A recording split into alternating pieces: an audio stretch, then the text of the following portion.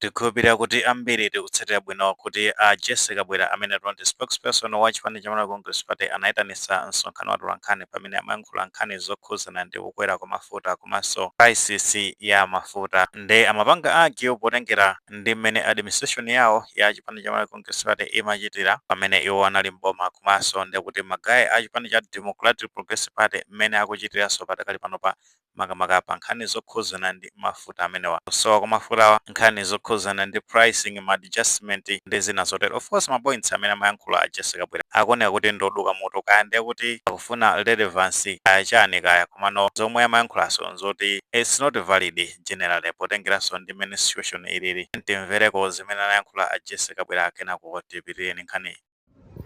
Anzathuwa awamati DPP tinkaichula kuti kati Democratic ati chani kumaliwe tadziwa kuti awadi dzina lawo ndi diesel petrol palibe chifukwa tunena pati ukapita pa filling station onse anthu akuchita ovutika ayimba maqueue kulibe mafuta koma chomvetsa chisoni choti akweza mafuta amene kulibewo ndesizikumveka kuti so chinthucho kulibe koma amakweza. Anzathuwa chikalata chawo chimene atulutsa lero aonetsa kuti pano tidzigula petrol pa 6,672 and diesel pa 6,687. Zoopsa pamene mayiko ena akutizungulira atulutsa zikalata zoti atsitsa mafuta. Chabwino tamva komanso taona zimene ayankhula a Jessica Bwera from body language and even mapoints amene akupanga lezi a Jessica Bwera akungochita kuonekeratu kuti ndi zobalika zokhazokha alibe mapoints omveka bwinobwino kaya mwina tizinena kuti nkhani yofuna validation yokhayo ndi imene ikuvuta pamene papa chifukwa ngati akuyankhula point yonena kuti maiko anzathu ndi kuti kamanebasi sapanga struggle ndi mafuta it's only Malawi kumene akupanga struggle ndoti mafuta sakupezeka kuphatiza panepo ndoti mitengo apangati unjustifiable ndi zina zotero. Tikatengerano maiko ngati ku Mozambique padakali panopa azi mwezi uno wa April ndikuti mafuta akupezeka bwinobwino. Aboma la kumaiko la Mozambique anauza nzika zawo kunena zona kuti mafuta ndikuti anagula okwanira ndithu bwinobwino ngati mwezi wa April ndikuti apanga kava bwinobwino andi kumapoti awo ndikuti anasunga mafuta okwanira bwinobwino. Mafuta awo sakukweza chifukwa mafuta amenewo anagulidwa ndikuti no kani zokhuzana ndi nkhondozi zisanavute kwenikweni. Nkhondoro imeneyo ndikuti ndi yaku Middle East imeneno ili pakati pa dziko la America komanso Israeli amene akulimbana ndi dziko la Iran. Komano apitiriza kufotokozera kunena zona kuti mafuta amenewo ndikuti akamaliza mwezi wa April ngati nkhondo imene ikhale kupitirira ndikuti no athabe kukumana ndi ma challenges. Of course akunena zona kuti akuona zimene zikuchitika ku Strait ya Hormuz ku Middle East ko kumeneno kumadusira mafuta kuphatikiza pamenepo ndikuti dziko la Tanzania. Ku dziko limeneli akunena zona kuti mafuta ali kokwanira masiku 90 potengeranso ndi bungwe limene limaona za mafuta kumeneko zina zotero limeneno limadziwika kuti the Energy and Water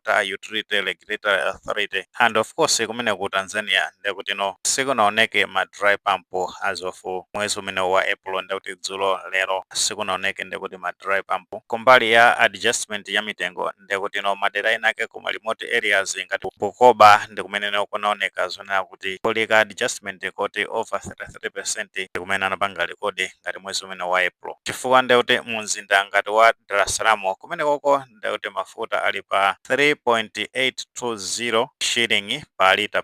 pamene ku ma remote area ngati Bukoba kumene koko ndikuti ali pa 4.070 shilling. Of course kumene koko ndikuti kulibe ma fuel crisis and akunena zona kuti mafuta ali nawo ku mapoti anasunga ndithudi kumene koko mafuta amene ndati for 90 days kutengera ndi bungwe limenelo loona za mafuta ndi zina zotero kumene ku Tanzania. Of course recently tinazamvaso zoti azi kumene la Tanzania anakwanisa kugula mafuta ku Nigeria kuja kwa aliko Dangote pachali ndi refinery kumeneko komano aziti stands ndikuti ndi pamene akuyankhula zona kuti ali ndi mafuta for 90 days. Maikotu amenewa ndikuti ali ndi ma reserve kuma poti komanso ali ndi access ndithu ya mapoti Mozambique komanso Tanzania akuti ali ndi mastoko okwanira masiku particularly ndikuti ku Mozambique mwezi umodzi, pameneno ku Tanzania it's 3 months. Ndekuti ngati nkhondo ingakhale kupitirira kumeneko ndekuti they might face ma challenges. While ku Malawi ndikonena kuti tilibe port ina iliyonse, mafuta ndekuti timadaliranso maiko amene atatchula Mozambique komanso ku dziko la Tanzania. And Zambia nawonso ndekuti apanga struggle as we are speaking today. Kale kuti ku Zambia kuti apange no maintain supply kumeneko ko nawo ndoti akupanga struggle kwambiri. So watu ku Zambia ali under greater hardship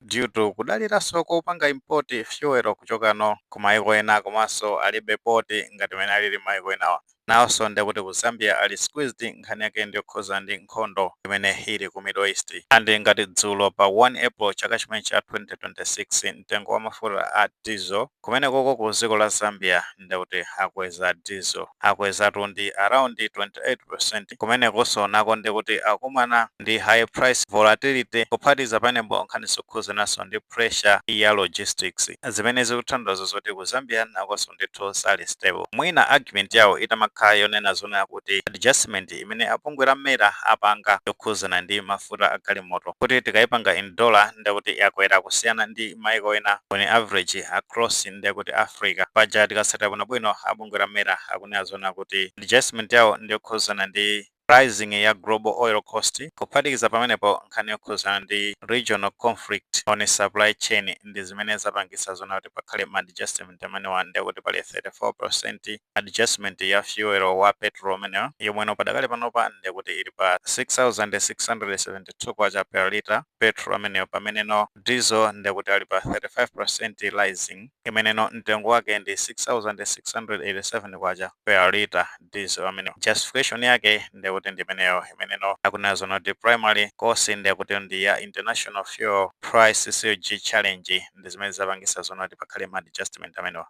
Kuphatikiza pamenepo akambaponso nkhani zokhuzana ndi supply chain kuti ya mwezi umene wa January komanso March ndekuti ataona zinthu ngati landing cost imene ina amazayitchula kuti free on board ndekuti inali ngati 42% komanso 87% ya mafuta amene a diesel komanso petrol. So zinthu zimenezo zimene zimapanga push bungwe limene la mmera kuti apange adjustment ya mafuta amenewa. So mwina akabwirawa anakhala zona kuti amabwera ndi argument yonena zona kuti mwapanga adjust mwinano ndi mosiyana ndi mene akuchitira maiko ena kutenga ndi average imene chifanda kuti kwinako ndikuti average yakokwera kumeneko ndikuti ili pa $1.30 ya United States of America to $1.60 pamene poto ndikuti ndi valita. Pamene ku Malawi kunoko ndikuti mitengo ya petrol ndoti adjustment imene ndoti ndi $2.88 pamene mtengo wa diesel ndoti ndi $2.89 per liter ameneyo adjustment imene yachitika. So anakhazo anapanga argue ne papa zinakhazo kuti it is making sense osati argument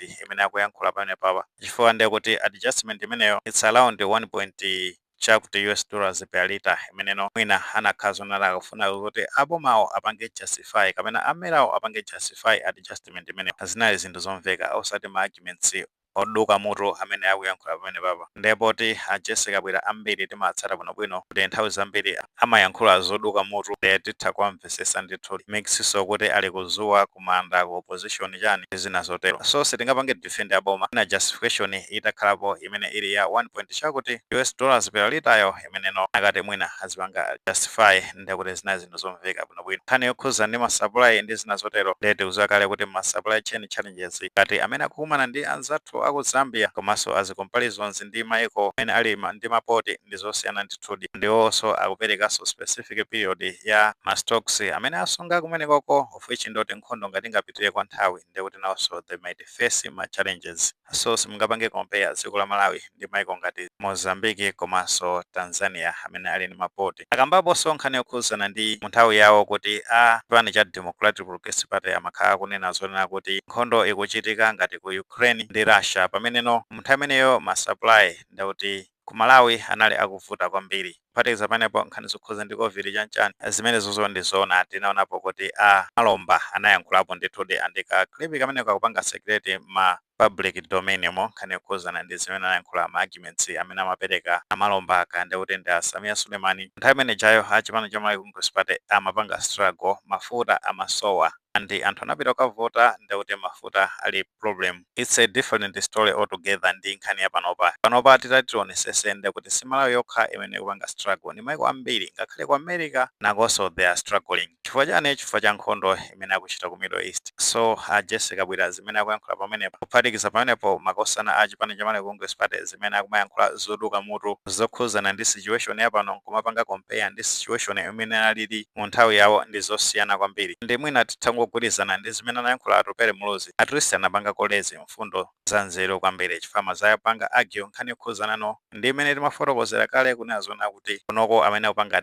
justify nkhani yokhuzana ndi difference imene timafotokoza kale kuti kunoko akweza kwambiri nkhani yake ndi ya mitengo ya dola ndi palika variance kena yake kamene kali pa kunoko ku Malawi komanso ndi imene akuchitira maiko ena aja timakamba kuti ka 1 point chakuti at least it is making sense osati ma arguments omangopanga mwa ubulutu choncho nkutheka tomwe ndi maganizo pamene tiyankhula zona kuti Jessica Bwira akuona kuti akufuna relevance pamene achisa press breathing pomwe amayankhula zinthu zoduka mutu pa nkhani ya adjustment komanso kusapezeka kwa stable kwa fuel. Maganizo amene alipo mutoforoza comment section komati mwapereka tikumbukeso kulemekeza maganizo anzathu. Seweyo panga like video imene komanso panga subscribe channel imene cha Fox Malawi News 18 njonga nkhani zambiri zamachitika ndi zitawukezani mosavuta.